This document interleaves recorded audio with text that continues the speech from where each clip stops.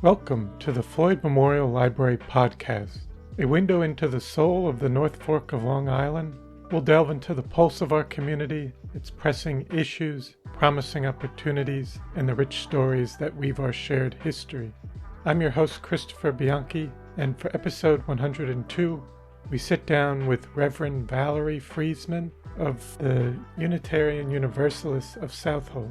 Together, we'll explore her remarkable journey from her Manhattan roots and early academic interest to her impactful work in the nonprofit and fundraising world.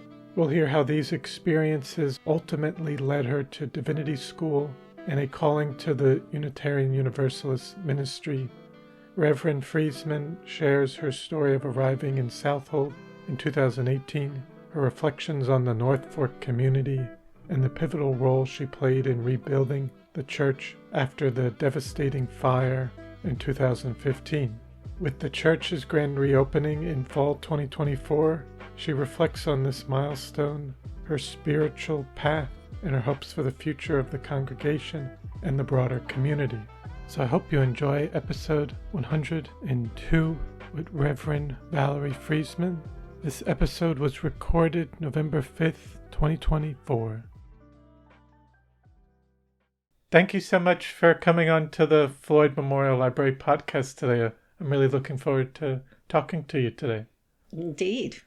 So in the beginning, I'd just like to start off with an introduction. If you could provide us with an introduction about yourself, where you were born and raised.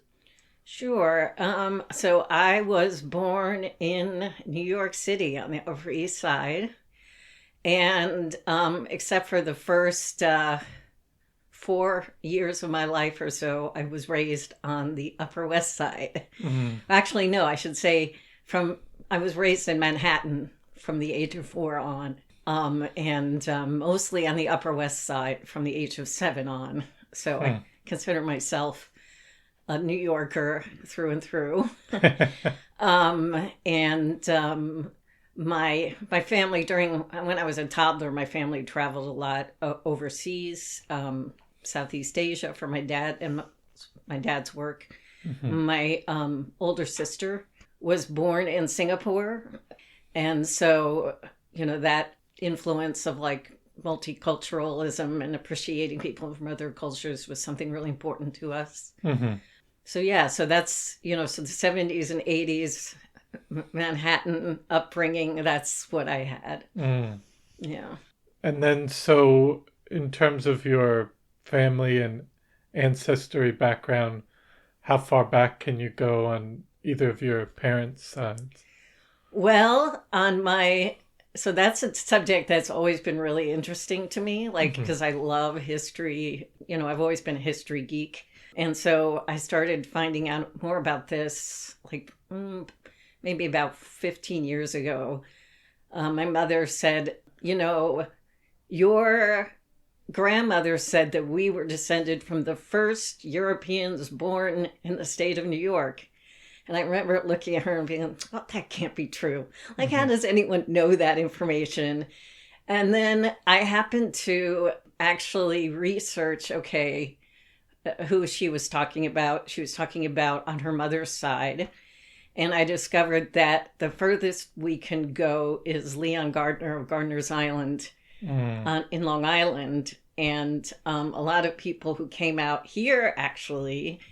So I have distant ninth generation back ancestors that are buried out here. Wow. And I went through something called Long Island Surnames Database, where you can kind of look up all that stuff.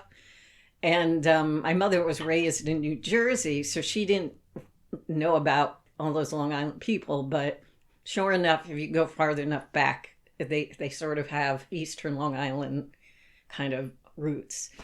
At least on my mother's, on the maternal side. Yes. And then on my dad, he was from Montana originally. They met in New York. So on his side, the earliest I know of is an ancestor who came here in 1854 and went all the way to South Dakota, Montana, created a whole bunch of Fresemans. And my last name is rather rare. and that's his ancestry. It's from the Frisian kind of Dutch German area of the low part of Germany and Holland. There's like a kind of an ethnic group called Frisians. They're responsible for Frisian horses and Frisian cows. And so that's how I get my name, my other part of my ancestry. So, yeah. Goes pretty far back. Yeah, pretty far back. But there's lots I don't know about, of course, so. And then, so in terms of your parents, how did they meet? Because did your dad grow up in the Dakotas? He grew up in Butte, Montana. Oh, Montana. Sorry. Yeah, but his grandfather was from South Dakota, and then they moved, and okay. And so he grew up there. He then he went to the Korean War, so he was part of that. And when that conflict ended, or at least the truce was signed, or when they, he got out of the army, and used the GI Bill to get an education in advanced international studies, because his time in Southeast Asia, in Asia, convinced him he wanted to work in that field. And so he went to Johns Hopkins. He started working for Exxon. He did a lot of work overseas, sort of like preparing with Exxon, going to Indonesia, Thailand, other places, to make oil deals and et cetera, to work with Exxon. And that was like, they met, my mother, she got her master's degree in philosophy, but she became a magazine editor, and she worked for the Asia Foundation, the Rockefeller Foundation. She did a lot of journalistic work, and they were just introduced by friends at a party. And they met, and they married, and promptly went overseas for my dad's work. And my mother, all the time that my dad was working for Exxon overseas, my mother also wrote articles for various newspapers or journals at the time on Asia and what it was like to live in Asia. And, even actually late in the 80s or so, she went back to write an article about batik. So yeah, that was how they met, and that's the early part of their marriage. And then you mentioned now they settled more on the upper west side and east side. So then eventually they moved from the Upper East Side to the Upper West Side. My dad no longer worked for Exxon. My mom worked full-time as a journalist. She worked for a series of magazines, either as a managing editor or as a copy editor. And my dad worked mostly in finance for a real estate lawyer. He had like a deep love and hobby in fine arts photography, which he did on the side. He did a lot of that in Asia as well. So we have lots of photographs that go back to the late 60s, early 70s from that time. So yeah, so that's what they did while I was growing up.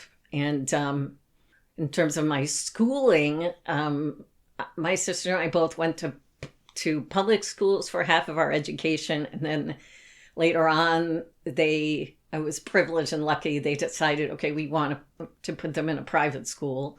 So I went to good old PS 75, which still is there, 96 on West End Avenue, Emily Dickinson School. And then for junior high and high school, I went to St. Hilda's and St. Hugh's, which is an Episcopal school up near Columbia University. And then also, so how would you describe the area as a child growing up in that neighborhood, and what activities would you do in the area as a child? Well, it changed a lot growing up, because obviously I recall like in the 70s, it was definitely like, we have at the time, we all know New York City was in a fiscal crisis. There was a lot of problems, crime, but then as time went on, where we were living in particularly was gentrifying. And I remember like the first big co-op building that was like enormous development that happened in my neighborhood and all the changes. There's always an ebb and flow, right? Yeah. But I'd say that there was definitely a lot of change, depending on where you live in the city. And as for me, what kinds of things that I do, I was a computer geek big time. I think that's largely my dad's influence because he was really interested in computers. So at a young age, he like brought this Apple II computer and he said, learn how to play, learn this thing. And so, of course, we did games. We did a lot of games. And I didn't actually really get into programming, but I liked like the troubleshooting thing of like, here's a toy, like learn how to use it. Mm-hmm. Don't spill any soda on it, which of course happens a lot.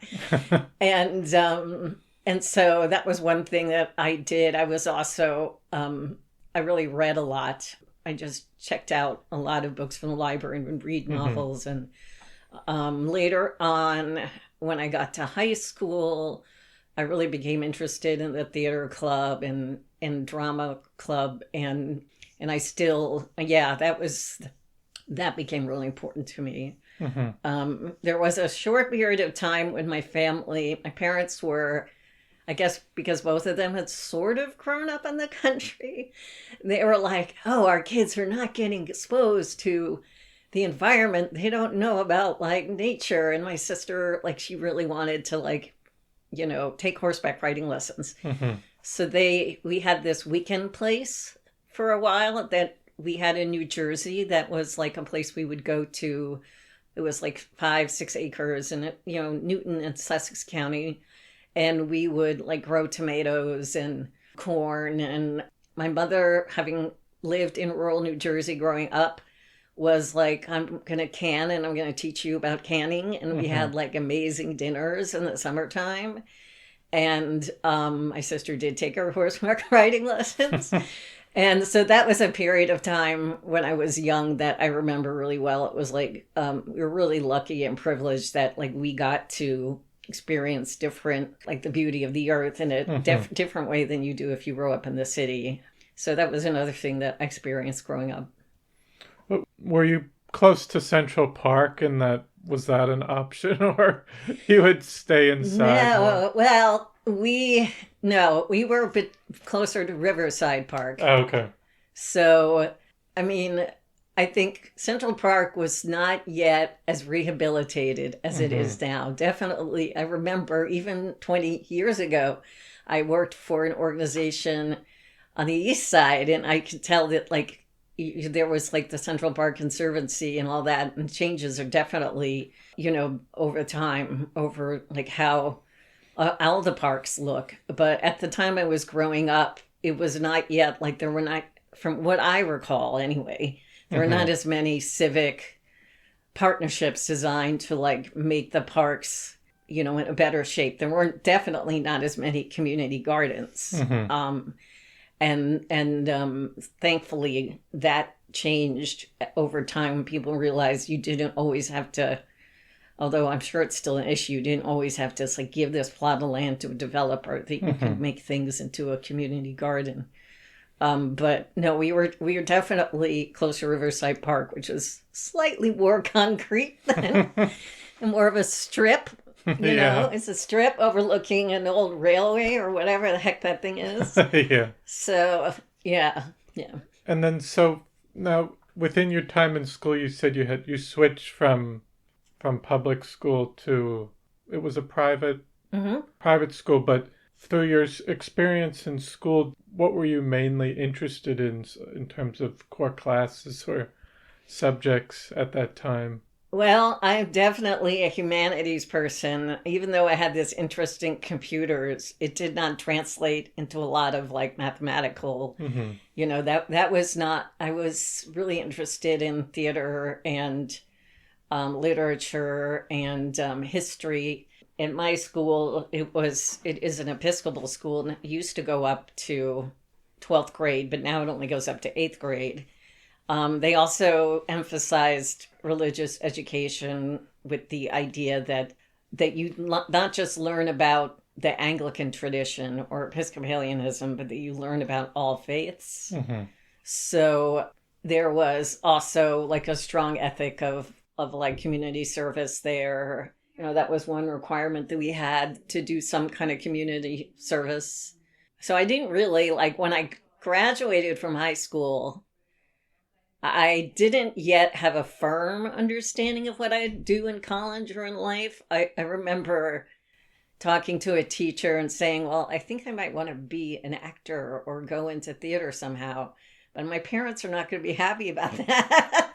And he's like, and Mr. Lafarge, I don't know if he's still out there, Mr. Lafarge, he said, oh, don't listen to what your parents have to say. And I remember that. I was like, that's really good advice. Like, don't always like be so afraid of, what your parents have to say. So, but I still wasn't 100% sure because obviously that's like a career that's like you have to really have confidence to pursue that even for a short period of time. Mm-hmm. But yeah, and I went to SUNY Purchase as my undergrad, and they had a great program that, combines fine arts with liberal arts.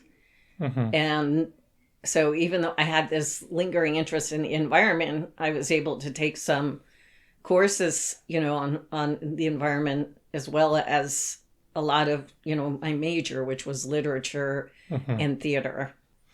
And also, I'm just curious, at that time, coming out of high school and into college, were you interested in staying in the New York area, or at one point were you looking to go someplace else? No, I never had, I have to say, I don't know. I didn't really think in those terms. It was just Mm-hmm. sort of like, okay, I'm supposed to get, like, you're supposed to get a job, Mm-hmm. if you go to like a private school, I have to say a lot of the time, the emphasis is that you'll do well, you'll get a job. The expectation, the emphasis is that somehow you will wind up in some career that, my parents certainly emphasized, to their credit, that you should get an education, that it's important to do something that you're intellectually passionate about. They never Mm-hmm. sort of said it has to be this, but I always felt that it would have to be some sort of like journalism or something like what my parents did, Mm-hmm. but I wasn't really sure what that could be. So I didn't have like a strong feeling. It was sort of like, well, let's see what happens when I graduate, And I was still interested in theater. So for a time I interned with nonprofit theater. And then eventually I found my way into fundraising. Mm-hmm. And all the time, I think I still had like a rich spiritual life that was important to me. And yeah, so. And so you were in New York City for a long time working in the nonprofit area. Was there any other work you did over that time before going into more to pursue ministry? Most of my work in the nonprofit area was sort of administrative work. I worked for 11 years for the 92nd Street Y, and before that for the Foundation Center, and I did work with their databases. Mm. And I also, at the Y, one of the things I did in the development office was work for the Friends of the Y and the individual giving manager to sort of, they had a very robust development team that met like to plan so how are we going to fundraise every year? They were a big development department because they had events, they had individual giving, they had direct mail, they had little departments for each form of giving. And so in that arena, I dealt with most of the people who would give smaller gifts. Mm-hmm. And then they would be curious, like, okay, so I gave my gift, tell me, I haven't received this, that, the other. So I would both answer the phone, send out the thank yous, but also interact and solicit some people for annual gifts. Mm-hmm. So if they gave $1,000 or less, I was responsible for helping the individual giving manager, making sure that those people stayed connected to the organization if they had a question, or, to make sure that our information was correct when we sent them an acknowledgement letter, and, that the liaison with the accounting office. So it was largely administrative, Mm-hmm. but I really liked the mission of the organization, and I got to see a lot of how that was lived out, through all the various parts of the organization, of which there were several, and like varied, because they had an art center. They took art classes. It was based on Judaism and Jewish values. And so they had high holidays, services there. They were very much I would read these letters, and I totally agreed with like some of the things that were in them, because I saw them every day, which was like, we're a Jewish organization that's open to everybody. And so that was something I appreciated about working there, that they really provided a service, and so many amazing arts events have happened there. I'm not even going to go into them. You can look them up on their website. But so I did that for 11 years. And Foundation Center before that was some similar work where I was responsible for administrative and database work.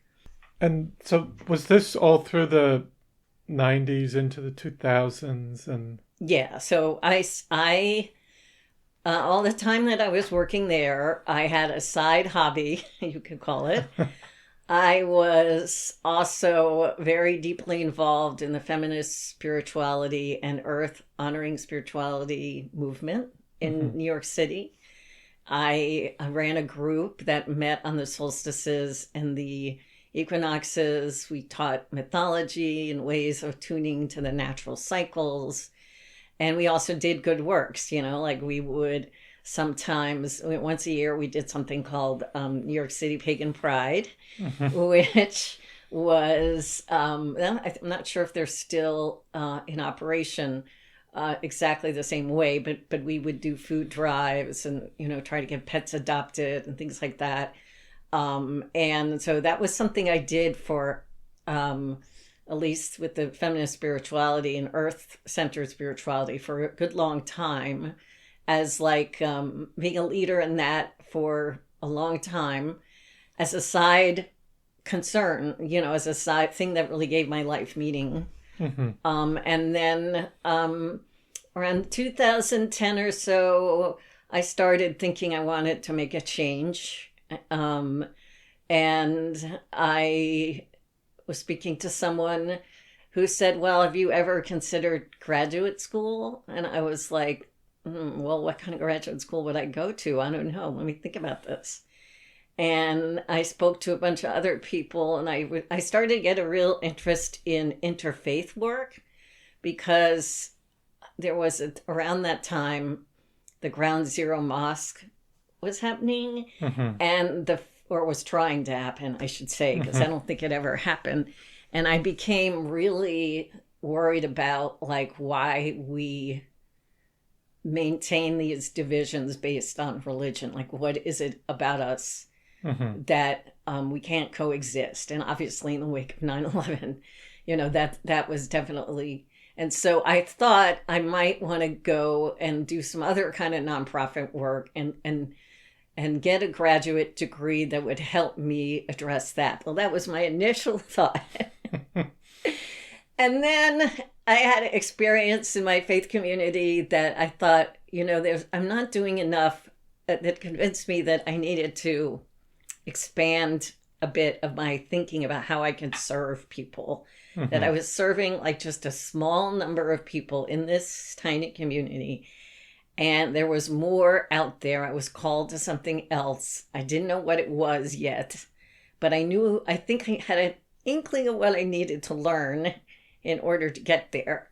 So I enrolled in Divinity School, and at the same time, I about a year before that, so I enrolled in Divinity School 2011. A year before that, I had started attending a Unitarian Universalist church. I knew virtually nothing about Unitarian Universalism at that time, besides that they were very open-minded and that you could still have questions and belong, that they were not they were not people of the book in the same way in terms of fundamentalist. And, you can still be a person of a book and not fundamentalist. And so I was really attracted to that. I had grown up in kind of steeped in Episcopalianism. I thought that the Episcopalian path that I was exposed to in high school was a very important to my upbringing. My mother and my sister are still Episcopalian. Like, they became more Episcopalian. I became less Episcopalian because I was baptized. As a senior in high school, I decided to get baptized and confirmed. But then I sort of like grew out of that in college. And they affirmed it and grew deeper in it. So we agreed to coexist there. And I still sometimes go to services with them. But I just had this experience, around that time, 2011 or so, when I was considering what to do next in my life. It seemed that seminary, getting a master's in divinity, would be a good place for me to learn about justice, which was the missing piece for me. Like, the missing piece was, okay, you are a person who likes to meditate, who's interested in the metaphysical, who sees nature as worthy of being protected, who has a very introverted notion of what spirituality is. But you need to know more. You need to know about justice, about other ways of considering the world. You need to come up, and one of the big things you do in divinity school, especially at Union, is you spend a lot of time writing your own putting your theology in dialogue with other theologies of the world. So almost every class in theology that you take, you start off by saying, this is what I believe. I remember that for a couple of classes because I had some basic knowledge of Christianity, not as much as some of the other students there who were definitely going on to become Christian ministers.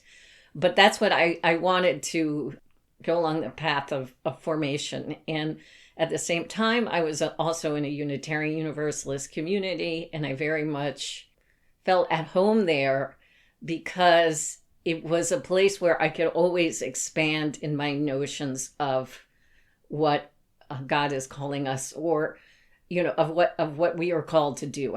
Because some Unitarian Universalists do not believe in God. Some do. Some prefer not to name it at all. And I love the idea that we don't all have to think alike to work together, that the most important thing we can do is promise one another that we're going to support one another as we go through life. And for someone who, from my earliest age, I was surrounded by people because of my parents' travels who were Muslim, Hindu. A dear friend of our family helped take care of me when I was young, Slochana. She's Hindu. We're still in touch today. And I always was led to believe that's important to be pluralistic and open-minded and seeking a wisdom. And Unitarian Universalism also is a very justice-seeking tradition. And so that's why I started to, even though I came into seminary with one idea, I started to gravitate towards this idea. Well, okay, so if I had any skills towards serving people that I gleaned in these other ways, maybe I can apply them in Unitarian Universalist ministry. And so that's what I started to do in my seminary training, and also in the CPE, clinical pastoral education experiences I had. That's when you minister people in the hospitals and settings outside of the congregation. And so that's what I started to work towards. And that was Union Theological Seminary. And that's interesting that coming into it later on in life, and then also going through seminary, you said your approach or spirituality, was that changed as you came out of seminary, and what you were coming in expecting to do and what coming out doing something different? Yeah, I still think about that. I think, am I going to go back to doing that? Wait a minute. Like, for one thing, for example, when you're in any graduate program, but especially seminary, they give you field education so that you can test yourself, right? Like, test what you're going to do. And for a lot of people who like intend to become ministers, that's like, okay, I'm going to do a part-time internship for credit while I'm in seminary in a congregation. And I was gung-ho on ecology, on working in ecology. After a while, I saw that interfaith maybe, could always be there, but I was gung-ho about working on ecology. And then as time went on, I became more interested in the people aspect. And I sometimes think, will I ever, like, what will it take to get me back to ecology? And I think it's because when I started, after seminary, you typically do another internship with your denomination at least in a congregation. And so I think I just became more and more interested in the people aspect than, not just actually, I shouldn't really say that because one of the beliefs I have is that everything is intertwined. So, damage to the environment is damage to people. But I knew that I liked groups, and I wasn't quite sure I wanted to be what they call in my tradition, and I guess and probably in others, a community minister, which means like someone who does ministry, say, in a hospital or for a homeless shelter or in an institution that serves people out in the community. I knew I liked congregational life. And so that's where I steered at first, because I just shifted from being interested in saving the environment and big issues like interfaith peace to just individual people and teaching and education as well. I liked teaching. And after seminary school, you served in different congregations in different states. How was that experience? Before we get to Southold, I was just curious. Yeah, well, most of those were actually while I was still leading up to ordination, because ordination is a long process. So in seminary, I was New York City at a UCC congregation. I was an intern for a year. And then right after I graduated, I wanted to learn more about religious education. So I spent a year as a youth group coordinator for 2 congregations in New Jersey. And that was an education, which really helped me with my Unitarian Universalism, because I didn't grow up with the youth group. It was like high school and home. And there was no like church that we went to on the weekends where like we got religious education as teenagers. So I really enjoyed that year. And then in Ohio, that was my internship in Cleveland. I spent a year at the Unitarian Universalist congregation of Cleveland as their Fulham intern. They had someone who endowed a internship. And so I did that for a year, and I did multiple things from social justice work to youth education to I tried to do as much as I can, probably exhaust myself, because I really wanted to experience everything there. And I did that. And then after that, I did a year's worth of clinical pastoral education in Hartford, Connecticut at the St. Francis Hospital and Medical Center. So that's when you're in a group of 4 or 5 people of different faiths, mostly some form of Christian, but like there was Seventh-day Adventist, the different UCC, Presbyterian, we were Episcopalian, and me. I was like the one who was like out there, because they were all Christian, but we all got along really well, which is important. And we had, we basically made the rounds of the hospital, trying to offer pastoral care on both an emergency basis and just rounding and being part of the care team, which is what you do in a hospital when you're a chaplain. Yeah. And then, so how did the opportunity come about for you to move to the First Universalist Church of Southold? Well, I have to correct you, because sorry, we are now the Unitarian Universalists of Southold. Okay. Because they are ever the ambitious bunch.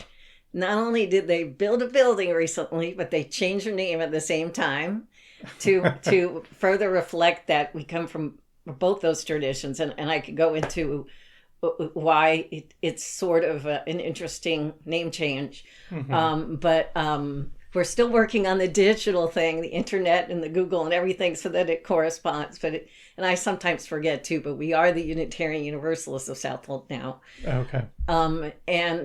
So I got approved. When you go through the multiple stage process of applying for Unitarian Universalist ministry, it typically takes between 3 to 5 years. At least 3 years, because you have to get that divinity degree, and the divinity degree is usually 2 to 3 years, depending on where you take it. And that's the basis that everybody has to go to. And after I went through that, you are approved to be ordained. So I was ordained at my home congregation where I first joined a Unitarian Universalist congregation, and that's Fourth Universalist on Central Park West in New York City. And I was ordained there, and at the same time, I applied everywhere, and this is where I wound up. And I thought, okay, this is interesting. I had preached as a guest in several congregations in Long Island, but I had never been further than I don't think I've been further than Sayville. So even... as you even said, as a human being, let alone a minister. Because some people would say even as a child they might vacation out on the South Fork, but nope. I think it was because I sometimes laugh. I think it's because my mother, even though she has ancient family ties to this area, she grew up in New Jersey. So when it came to having the weekend place we had for just a few years before it proved too expensive, it was all New Jersey. So it was all go west. So that's, I think, why we never, I never had really delved into Long Island that much. I didn't even know there was forgive me, but I didn't even know there was wine country out here because I had gone north to wine country in New York State one time when I was on a road trip. And I don't drink wine, so I had no clue about, before I came out here the first time in August 2018 to do my weekend audition with the folks here. I did know the previous pastor, Kimberly Debus. She and I had been in seminary together. We were in the exact same class. So I knew her very well. They're small classes, and she's a UU too, obviously. So I had known her pretty well, and I knew that she'd been here for 2 years and left. But other than that, I didn't really know very much about the community. Yeah. What did you think of the area when you first came out? I thought, oh gosh, this will make you laugh. Of course, being a city kid, it was very late in learning how to drive. I was still learning how to drive in Ohio and Connecticut. And I thought, okay, learning how to drive is going to be very important. So I accomplished that. And that was, something I think I still getting used to, even though it's been years now. The other thing I thought about this place was how beautiful it is. I mean, it's very much, I wouldn't say steeped in the past, but there are some aspects of it that, the same families kind of own the land. Some of the names, if you read a little bit about the history, and even when I was sort of looking at some of my family history connected to my mom, and I go back through the database, I'd be like, wow, some of the same names own land out here than have owned land out here for forever. And the other thing I thought was that, I didn't really experience Greenport that much, but I think as I've come out here and gotten to know what Southold itself experienced, because they had their fire and they had been very wrapped up in that experience until recently. But as I came out here and got to know the wider concerns of the community, I realized that there was like, I guess one of the privileges of working out here in a way is the neighborliness. Like someone like me or other people, like most of my experiences were in this city. And it's not that you don't have neighbors in the city, but there's a different kind of like, oh, I know that person, or I see that person in the supermarket, or, you know, they're involved in 3-4 different things, and you know more about people, and I think you're very invested in, my sense is that you can become more invested in each other's survival that way, because it is a smaller community. I know it's a bit of a cliche, oh, it's a small town, you know, we all know each other. I don't think that's strictly 100% true, but I do think that it provides an opportunity for for people to affirm the value of interdependence. And interdependence is one of our Unitarian Universalist values, and I see it a lot. I see it a lot as potential in this community to work towards that. Even when I go to the Greenport Ecumenical Ministries lunch meetings, or if I'm attending an event, you know, that the AME Church in Greenport is doing with their Coming to the Table, I sense that there is potential for interdependence out here. That I think that sometimes in the city, it's just a little quicker pace. It's different, you know. It's a different Might kind. be, I don't know. I don't want to say it's harder, but there might be some other hurdles to kind of, Yes, different hurdles. where it might be easier to work out here within a smaller community. And then what year was that you came out here? Was that 18. 2018? August 2018. Okay. But the church fire was 2015. Correct. That destroyed the church.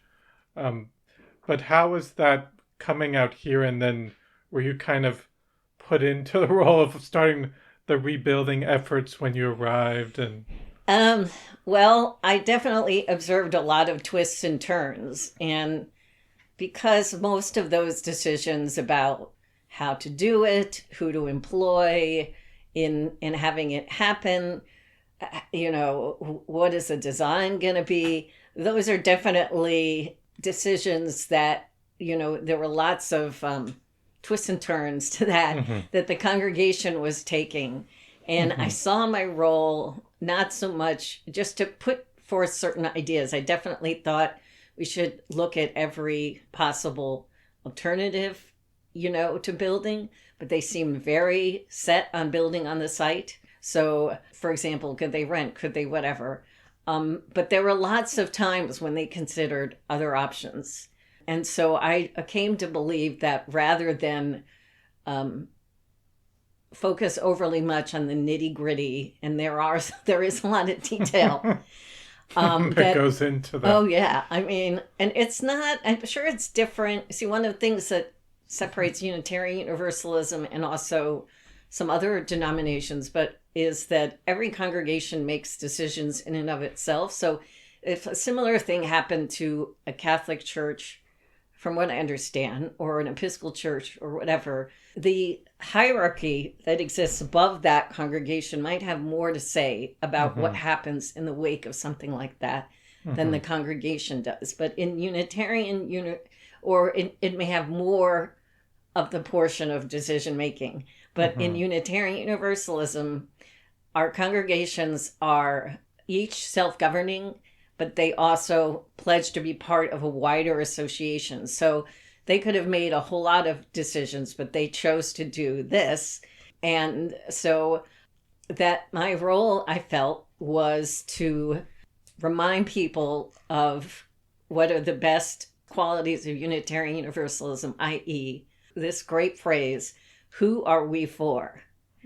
If you're going to be doing something ambitious, which goes against what a lot of the quote-unquote advice is out there, oh, society is falling apart, no one wants to build religious institutions, then you have to keep asking the question and having people answer the question, who are we for? What are we doing this for?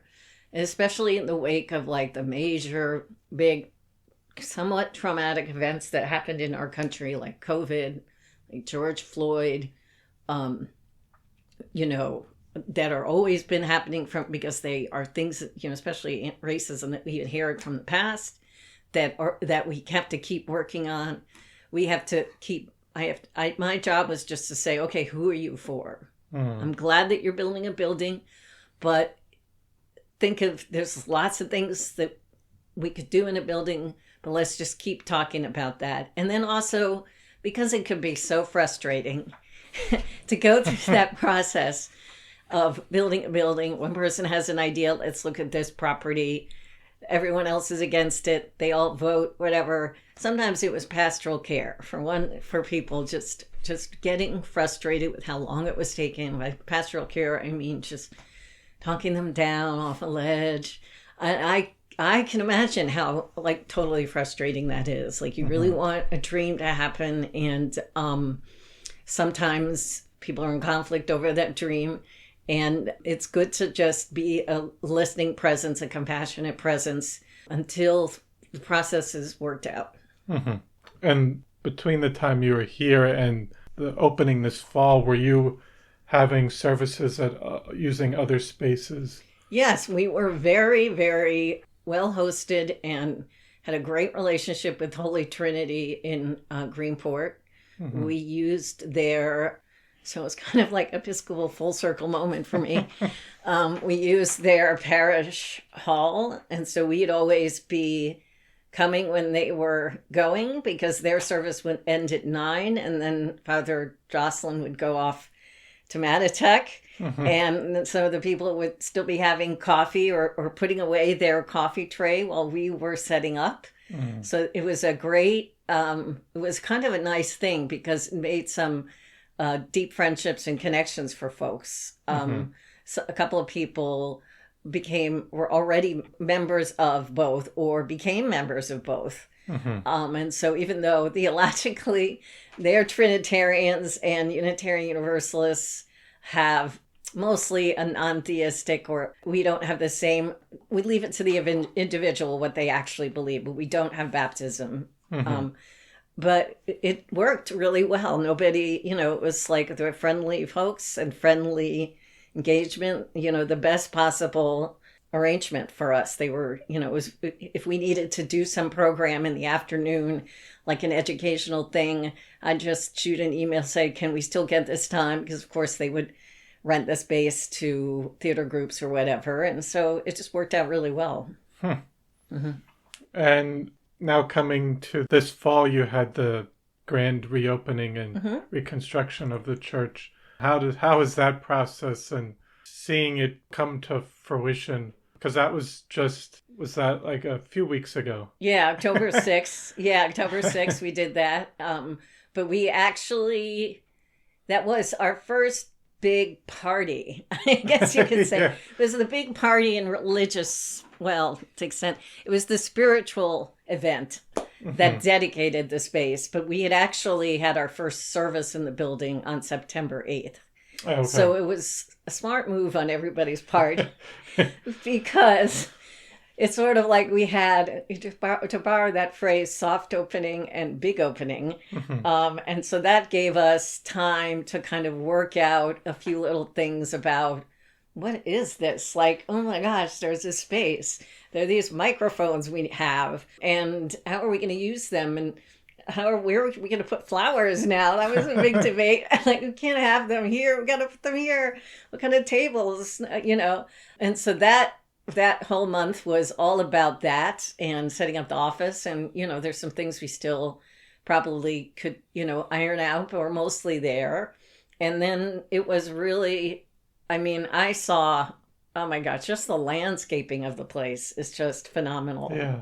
I've only seen the outside, but it looks really beautiful. I haven't been inside. Yeah, it's really, even if you go around in the back, you'll see these beautiful, someone tells me they're Russian sage. I thought they were something else, but they're these beautiful purple flowers with these bumblebees that are just out of control. It's still November 1st and there's bumblebees out there. Says a lot about climate change, unfortunately. Mm-hmm. But so it was, our 3 professionals who worked on that, Brian Davis, who was our owner's rep, Ray Calamari, the architect, and Scott from North Fork Woodworks, they really put a lot into it for us, and they really had a lot of love and compassion in the building. And it was a very exciting day when October 6th rolled around, and we were able to invite the whole community, and we made sure that people that, like, were important to our community, spoke, and that someone who is Ned White, who is a UU minister who used to serve at Shelter Rock up Island, which is a big UU church there, was invited to speak as well. And it was exciting, yeah. Charlotte Day, our music director, did some wonderful music. And it's interesting to see people who came back who say, oh, I want to check this out because my daughter had Girl Scouts here. And I'm like, well, that was way before my time, or whatever. The people constantly, even before the church was finished being built, people would say, I would meet people in random things. I mean, like, I belong to the needlework is another hobby I have. And I'd sometimes go to Halleckville or someplace like that and do needlework with a bunch of people. And they were like, what do you do? And I'm like, on your day off, you don't necessarily want to start like a theological conversation. Yeah. And I'm fine with being anonymous on my day off. And so when people would say, oh, I remember that church, my daughter, this, that, the other, or they had some connection to it. And that was always very lovely to hear, because everywhere you turn, people were enthusiastic and excited about it coming back. And as it was going up, people would just like walk down the sidewalk and be like, this is really amazing. And I'd be like, yeah, thank you. Are you going to come? And I'm like, and then we started a conversation. And so it was quite, I could say as a pastor being here, when that was going up, that's not an experience there was nothing there. Usually you don't have the experience of being there when there's nothing there and it becomes a whole building. There's only just one building that's added or something like that. So I think it's a relatively unique experience to see it grow from zero to, fully formed, I guess. Yeah. Yes. And this might overlap a bit, but what has been the most rewarding aspect of serving the Unitarian Universalist Church? Did I get that right on this the title? Unitarian Universalists of Southold. Unitarian Universalists of Southold. Yeah. Especially even within the context of the rural Long Island community. Again, I guess it goes back to that interdependence. I think it's interesting because on the one hand, I'd love us to do more things that reflect the rural community. And I think it remains to be seen how many things, for example, we're going to be working like some other schools and churches like the Methodist Church on Sound Avenue with Rewild Long Island to build native plants, put native plants on our property. And I think sort of connecting with that interdependence of our neighbors, of the earth, a lot of changes in the way Unitarian Universalism have evolved. Have also occurred, some subtle, some not so subtle. And so, for example, for me, it's very important to like mention naming who our neighbors are, doing land acknowledgements. So the rewarding part for me, I think, would be similar no matter where I was serving, which is when from year to year, so from January to the end of December, has anything shifted? And are people shifting? Is so-and-so new and has taken up something? Have some people really embraced something from what they heard? One of our speakers, because we get a lot of speakers who are not ministers, I'm a 3/4 time minister. So that means I'm not in the pulpit as much as a full-time minister would be. And that gives us an opportunity to hear from all kinds of people who are doing all kinds of work all over the North Fork and around Long Island. And so it's rewarding for me to see when someone is inspired by that and they take it forward and and do something to help their community. And now that we have a building, we're just finding out, how we can increase that. And we're going to still, over time, figure out how we're going to live out that mission of connecting our values to the North Fork community. And I think I'm one of these people, I love aha moments. So someone's like, oh, wow, I didn't know that. Oh, that's cool. Or I didn't realize I could affect that. Or I didn't have this skill before, but being part of this congregation, this community has made me develop it. And now I really want to study this. And I think that's something that I appreciate out of any ministry setting. And definitely serving in that small, as I mentioned before, small town, smaller town, it gives a different sort of vibe or different sort of neighborliness experience potential. Yeah. And like you've touched on this a bit, but how do you navigate between honoring Unitarian Universalist traditions and creating space for new spiritual explorations within the congregation? I guess because I came from, before I was a Unitarian Universalist, and I came from a belief in ritual, and I love all of our existing Unitarian Universalist traditions. But the thing about Unitarian Universalism is we are very fluid about that. So although there are some traditions that go back to the 20s, and there are not a lot of things that you will, like, for example, we do sort of date to the 19th century and before that, and even to the UK, and there are Unitarian Universalist communities around the world. But there are a few traditions that I honor no matter what. And because I think that we tend to be a very cerebral bunch, meaning that we're very much into, well, I have my opinion, you have yours, let's read about it, let's study it.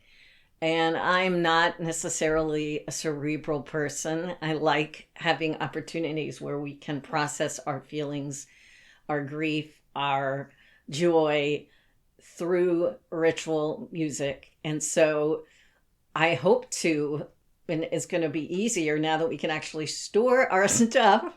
We don't have to, trot it out every Sunday. There's something about having your own space that makes a difference. That we can build and create new traditions, particularly, for example, around the fact that we hope to eventually have a youth group again. That's been something that's been difficult, if not impossible, over the past few years. And whenever there are youth and children involved, having them always adds to the traditions.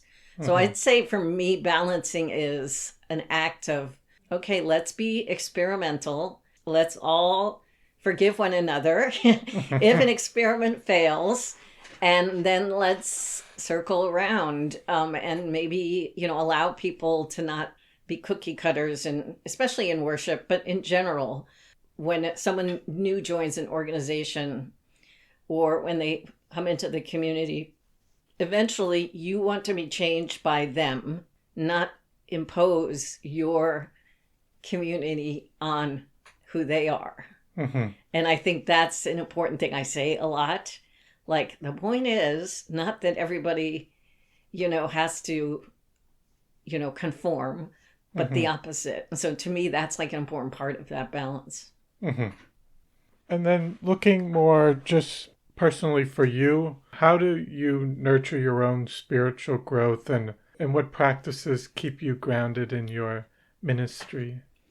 I try to meditate nearly daily. It works out to being about 3 or 4 times a week, depending on how the week is going. But I definitely do mindfulness meditation as much as possible. Another thing I like to do is journaling and writing. And that I've done since I was not even a spiritual being, since I was like a 13-year-old.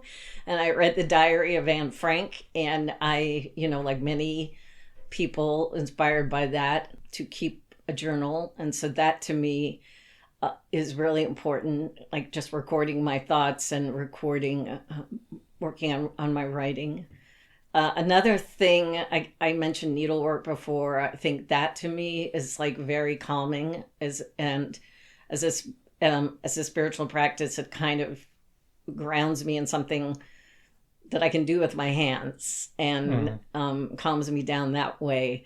Another thing, especially in the spring and summer because of where we are, but I used to do this, as a person in the city. I would go to botanical gardens and I walk around and take pictures of everything. So like I go to some of the botanical gardens around here and just make an effort to just like experience a sense of beauty and solitude away from whatever's troubling me. That's really important. I hope to I'm very excited by the work of Coming to the Table, which AME Church is doing.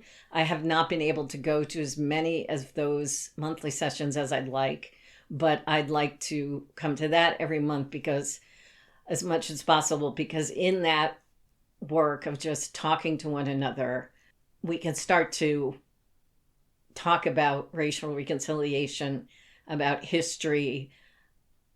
It's very much something that I think about, knowing about my own family's history. And of course, they must have owned slaves. And of course, I know because I've read some things, about the conflicts out here with the Native Americans. So to me, being present to that history and learning about that history is a spiritual practice. Because when we do that work, we are better able to try to shape the present. So I'm trying to do that. I don't always succeed because the daily life of being a minister is unpredictable at times. But those are some things that keep me grounded. And I had just one other question before I get to the last question. Okay.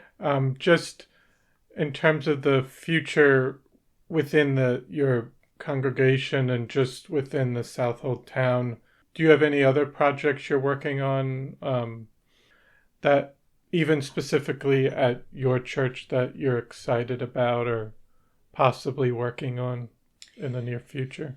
Well, it remains to be seen. If when you have a project, you need to have other people do it with you. And right now, I think we're still getting the lay of the land. And so a lot of what we're doing is a continuance of some of the things we started doing right before we moved there that we wanted to ramp up. And a lot of them are arts related. So for example, we have Soulful Sundowns, which is this kind of coffee house vibe that there's a performer and then there's like a light meal and some poetry. And that I really like. Any gathering point, anything that gets people to gather, I think is fantastic. Soulful Sundowns was originally started as a kind of Unitarian Universalist answer to Vespers. And different congregations do it differently.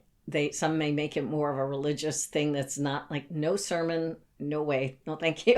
I understand people bored by that. So we make ours more of a concert and an opportunity for fellowship. And I am excited about that because I think it'll grow into a community. Anything that grows a community is great. Over time, I think our social justice committee will be doing some work to bring attention to local issues. I, for example, would love to see if this was the congregation was a place where people went to learn about what was going on in their community, and therefore it was a starting point of somehow taking action. So, when I first got here in the glorious days before the pandemic, I learned about the community by going to a few things that the Suffolk Times was doing. Like they had one thing on affordable housing. I remember Valerie Shelby was there. That was the first time I met Valerie Shelby. And now I see Valerie, like we always run into each other, and things like elder care is another issue I think is really important for not just the North Fork, but for our society in general. environmental issues. So I would like if we kind of became a center of knowledge about those issues so that people could then take action. That's my personal hope, that we do that project. And I have a couple of people sort of interested in working on it, but we're still sort of settling into the building, and it won't likely begin right away. But once we figure out what we're going to do in terms of another thing I think would be really wonderful is having a lot of different spiritual practices take place in the building. We just had Alan Stewart, who's a member of our congregation, start a Tai Chi class. I think it starts tomorrow, actually.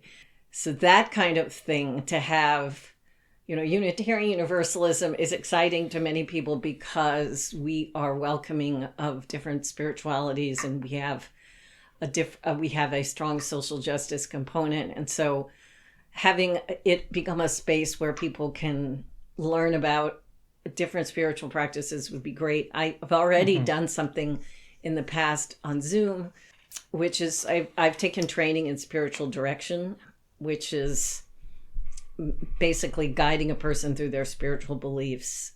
It's like a form of pastoral counseling, except for it doesn't focus on emergency. It focuses more on spiritual states and changes that you have in your beliefs, and also discernment for people that want to become ministers as another use for it. And I have done a Zoom-based spiritual gathering, and where people do Lectio Divina, where they read readings, texts, and they sort of listen to what a text is telling them. It's a practice that comes from the Ignatian spiritual tradition, but it's been embraced widely by many other traditions. You can use poetry. You don't have to use Christian scripture, but it's fine to use Christian scripture. And just to gather people, we've also borrowed the labyrinth at the Presbyterian Church until my knee went off. And then I said, okay, next spring we'll do that. Yeah, my knee got torn, so I have to, but that was wonderful, because even though there are very small groups of people that gather, I think it's important to foster a sense of spiritual nourishment amongst anyone who needs it, anyone who wants to come in through our doors if they need that break in the middle of the week. And I'm probably forgetting something, which I'm sure someone who hears this in my congregation, well, you should have told about. But there's lots of things we plan on doing. We just basically want to be a resource for the community and for Unitarian Universalism, and we want to, grow the community and grow the spiritual life of the North Fork. Yes. And then just lastly, I usually ask this question at the end, and I guess it could be more so separate from your role within the church, just your time out here looking at the North Fork. What do you hope for the future of the North Fork and its community down the line? I really hope we help solve the affordable housing issue. I see that as a big problem. I mean, I certainly need to know more about my neighbors. I don't get out of my little bubble that often, but I see that I do see that there has to be some way to balance keeping the natural environment the way it is and making it possible for people to live out here if they do not already have family ties and inherited a house, or, people who are part of the service industry or whatever. I think that there needs to be more affordable housing and ways to think about people of all backgrounds and to live out here. And there's got to be some way of increasing that, improving that, and still maintaining the character, the character of the North Fork, which is very beautiful, which has become kind of a vacation spot. But what I wish primarily is what I think the whole nation needs.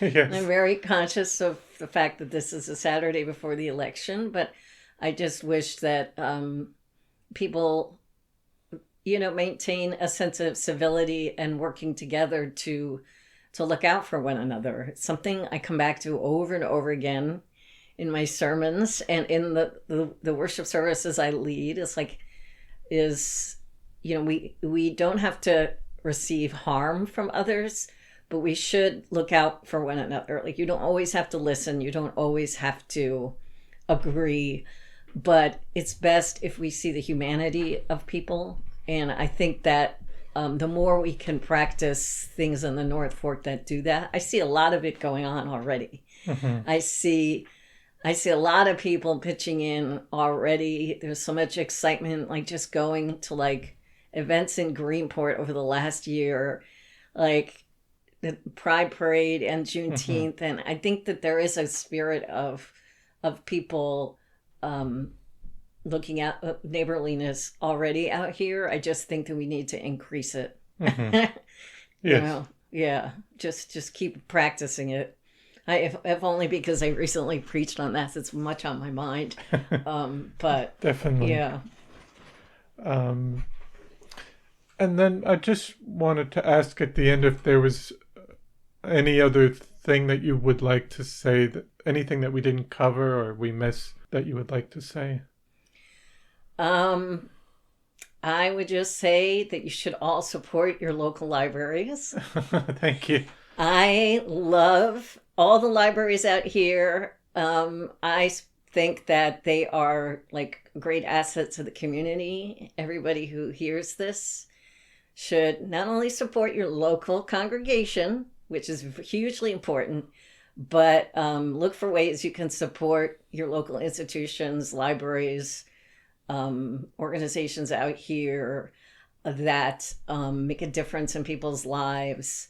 I think it's really important not to exist in your little bubble. Oh, I'm going to give all my volunteer time to this, or I'm going to give all my funds to this. I think the more we do that connection to one another, the better we all are. So support your local library. Yes. And he didn't pay me to say that. No, definitely. Yeah. So I want to thank you so much for taking the time to come on today and share your story. And it's really nice to hear everything that's happened even within the last few years with the congregation. So I want to thank you for all the work you're doing in the community. Mm-hmm. Thank you. Right back at you. Well, I hope you enjoyed episode 102 with Reverend Valerie Freseman. I want to thank you for listening to the Floyd Memorial Library podcast, and we'll see you next time.